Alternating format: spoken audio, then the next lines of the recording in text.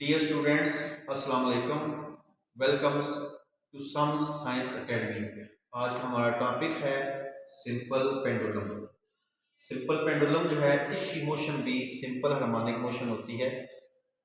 Simple pendulum को सबसे पहले हम डिस्कस करेंगे। सिंपल पेंडुलम में एक लाइट इनएक्सटेंसिबल स्ट्रिंग होती है। इस तरह एक स्ट्रिंग होती है जो बाब के साथ बंधी होती है, जिस बाब का मास m होता है और ये जो सपोर्ट है वो फ्रिक्शन लेस होती है, यानी यहाँ पर फ्रिक्शन नहीं होती और ये फिक्स सपोर्ट होती है। तो देखिएगा जरा, हम एक फिक्स सपोर्ट बनाएंगे।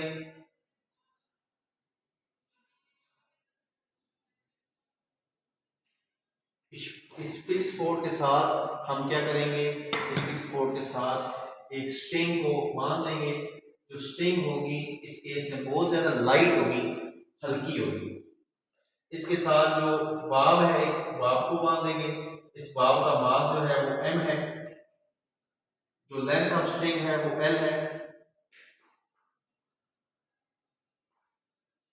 वो सपोर्ट फ्रिक्शनलेस है। Simple pendulum consists of a single isolated bar suspended from a fixed frictionless support with the help of light inextensible string.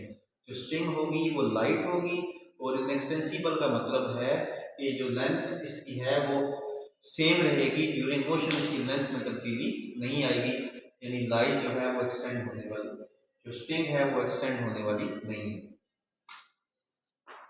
अब इनिशियली ये जो पेंडुलम होता है ये पोजीशन ओ पर मौजूद है, जैसे कि आपको यहाँ पर भी नजर आ रहा है कि इसकी जो मेन पोजीशन होती है वो एक जगह पर रुका होता है, ये ओ है। अब हम इसको मूव करवाएंगे, ये पोजीशन बी पे जाएगा, और मूव करवाएंगे तो ये पोजीशन ए पर ऐसे ऐसे मूव करवाएगा। लेकिन आपने एक चीज का ख्याल रखना है, ये जो सिंपल पेंडुलम है इसकी मोशन होती है simple harmonic motion. Simple harmonic motion तब होगी जब इसकी हम स्लाइड मूव करवाएंगे, ये स्ट्रेट लाइन में मोशन होगी। अगर तो आप इसको बहुत ज़्यादा आगे लेके जाएंगे या बहुत ज़्यादा पीछे लेके आएंगे तो इसकी मोशन जो है वो एंगुलर हो जाएगी, वो सिंपल फिर नहीं रहेगी। तो आपने प्रैक्टिकल करते हुए भी इस बात का ख्याल रखना है कि ये जो मोशन है ये सिंपल हार्मोनिक मोशन होती है सिंपल पेंडुलम की, और हमने यही प्रूव भी आज करना है कि सिंपल पेंडुलम की मोशन जो है वो सिंपल हार्मोनिक मोशन होती है। तो इस केस में आप इस बॉडी को अगर मूव करवाते हैं पॉइंट ओ से इस पॉइंट पर, तो ये बॉडी जो है यहां पहुंच जाती है पॉइंट बी पर। आप देखिएगा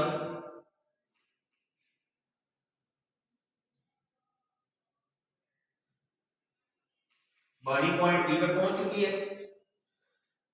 इस केस में जो बॉडी ने डिस्प्लेसमेंट कवर किया वो एक्स है। हम ये फर्ज करेंगे, सपोज करेंगे कि ये डिस्टेंस जो है ये स्ट्रेट है, ये डिस्टेंस स्ट्रेट होगा, एंगल थीटा जो है वो स्मॉल होगा, तो मोशन जो है वो सिंपल हार्मोनिक मोशन होगी।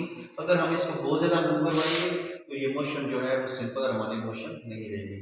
अब पॉइंट बी पे पहुंच के, इस पॉइंट बी पे पहुंच के अगर हम देखें तो ये जो बाब एम है इसका वेट हमेशा डाउनवर्ड होता है, और ये जो वेट है बाब का वो डब्ल्यू जो है is equal to M G है, और ये जो वेट है ये डाउनवर्ड एक्ट कर रहा है। जैसे कि आप इस डायग्राम में देखिएगा ये ऐसे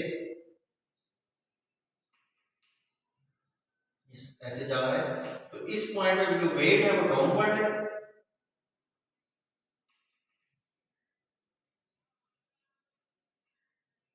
और ये एम जी है। यहां पर एंगल थीटा है, जैसे इधर है एंगल थीटा,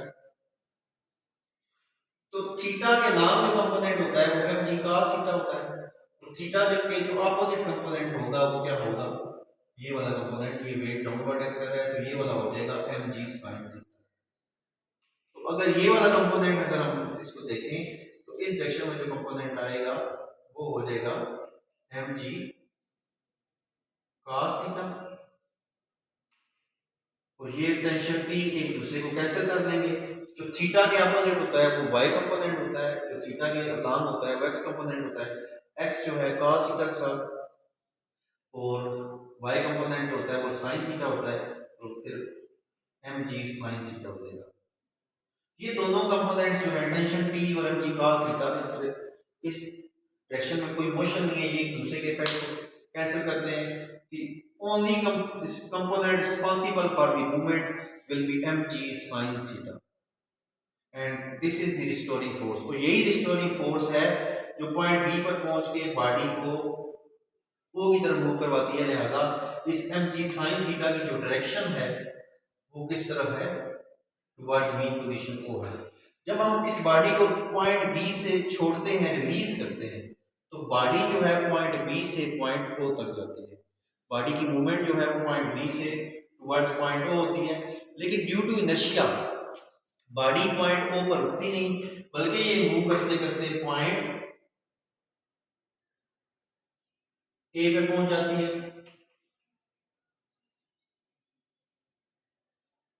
और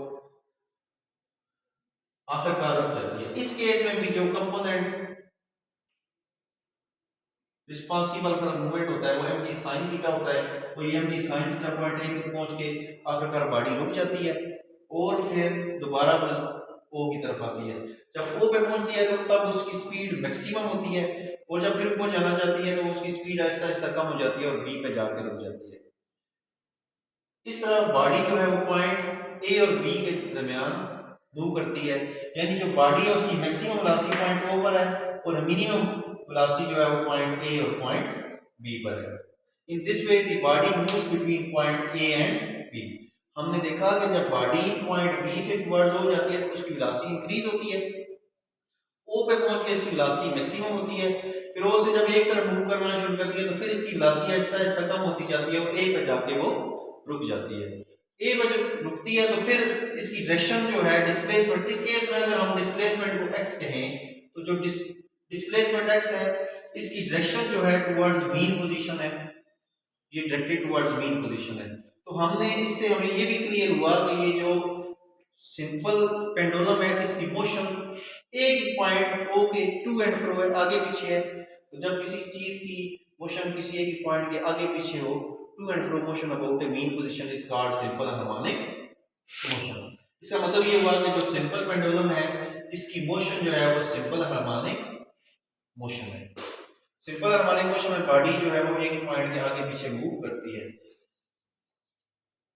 अब सिंपल पेंडुलम का टाइम पीरियड होता है, टाइम पीरियड को फिर हम डिस्कस करेंगे। लास्ट टाइम में भी हमने डिस्कस किया था कि टाइम पीरियड असल में होता क्या है। टाइम पीरियड होता है time required to complete one vibration.